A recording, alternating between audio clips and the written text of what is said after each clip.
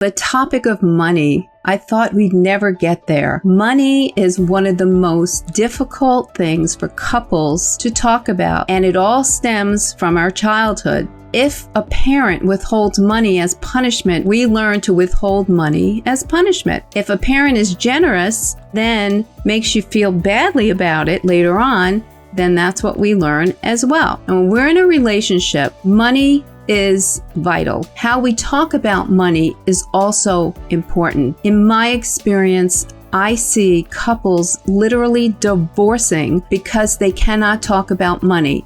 And guess what? They are forced to talk about money when they file for divorce. You have to disclose your assets and your debts. If somebody has a secret credit card or a secret account that they're putting money into, it's disclosed. When we talk about money during that process in mediation, couples start to argue and a lot of hurt comes out. They accuse each other of lying, you don't care, you're hiding money from me. What I do is I work with them to level the playing field. All right, we know that this was happening. If we took away the mistrust about money, what would the relationship look like? I am going to work on 8 suggestions, hopefully help some of you get through this money issue. Communication. Communication is crucial. How we deal with financial matters is very essential to a couple's survival.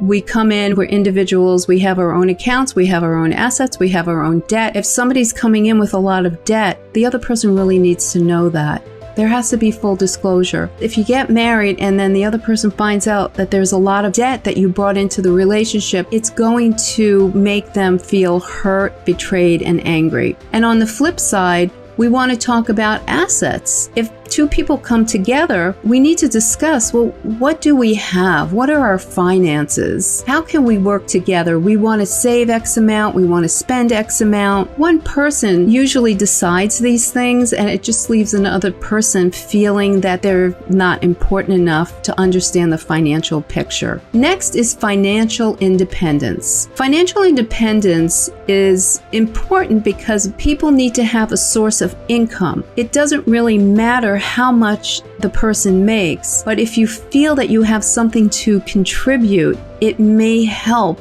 the overall health of the relationship. What happens in many cases is people think that we have to split it 50-50. If you're not making the same amount of money, a 50-50 split is not fair. It could be 1/3, 2/3. It can be anything that is fair. If somebody puts in $200 and the other person can only put in $50 or $100, then that's fair. A lot of people try to make the other one feel less than. Well, I put in 200 and you're only putting in 50. But if we do the percentages, that $50 is equivalent to the other person's $200. Next is equal decision making. It doesn't matter who makes more money. We have to decide together what we need, what our goals are, and how we are going to attain those goals.